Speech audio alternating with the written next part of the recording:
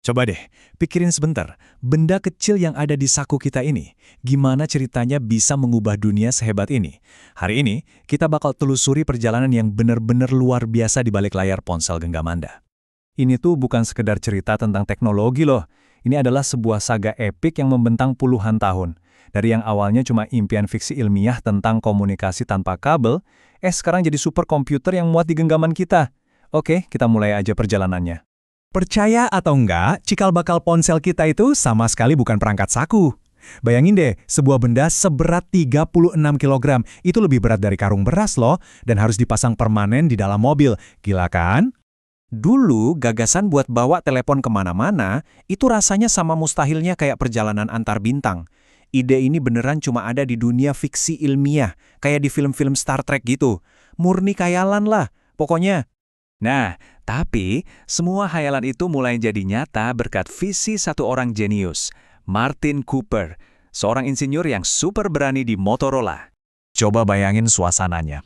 Di tengah hiruk-pikuk kota New York, dia berdiri santai di sudut jalan, megang sebuah prototipe, dan melakukan satu panggilan telepon yang gaungnya bakal mengubah dunia selamanya. Dan tahu nggak, yang paling keren dari momen ini, panggilan pertamanya itu bukan ke ibunya atau istrinya. Itu adalah panggilan kemenangan yang agak provokatif gitu, langsung ke pesaing utamanya di Bell Labs. Keren banget. Tapi, dari prototipe keren tadi sampai bisa kita beli, perjalanannya wah, panjang. Butuh 1 dekade penuh sebelum ponsel pertama ini akhirnya dijual, dan orang-orang pun punya julukan khusus buat dia, si Bata. Julukan si Bata itu benar-benar pas banget loh. Soalnya, benda ini beratnya lebih dari 1 kilogram. Coba bayangin gimana rasanya nempelin bata seberat itu ke kuping Anda. Udah berat-berat gitu, ternyata cuma bisa buat ngobrol selama 30 menit. Dan habis itu, harus di-charge selama 10 jam penuh. Kebayang nggak sih? Bener-bener nggak praktis ya kan? Oke, sekarang harganya. Siap-siap ya, hampir $4.000. Pada masa itu, uang segitu bisa buat beli mobil baru. Jadi jelas ini bukan buat semua orang. Ini simbol statusnya kaum elit. Nah, setelah si Bata ini lahir, barulah perlombaan yang sesungguhnya dimulai. Perlombaan buat bikin teknologi raksasa ini jadi makin kecil, makin murah, dan muat di saku kita. Inilah eranya miniaturisasi. Tahun 90-an tuh, perkembangannya gila-gilaan. Tiba-tiba kita punya ponsel lipat yang keren, terus kita jadi bisa kirim SMS, layarnya jadi berwarna, dan puncaknya, ponsel punya kamera. Rasanya tiap tahun ada aja yang baru. Nah, ini dia nih, titik baliknya. Momen krusial ketika ponsel berhenti jadi sekedar alat buat ngobrol dan mulai bertransformasi jadi asisten pribadi digital. Inilah awal dari revolusi cerdas. Jadi, ada beberapa pahlawan di era awal ini. IBM Simon itu sang visioner dengan layar sentuhnya.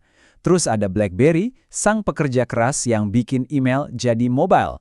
Tapi, di tahun 2007, muncullah Apple iPhone, sang revolusioner yang benar-benar menulis ulang semua aturan main.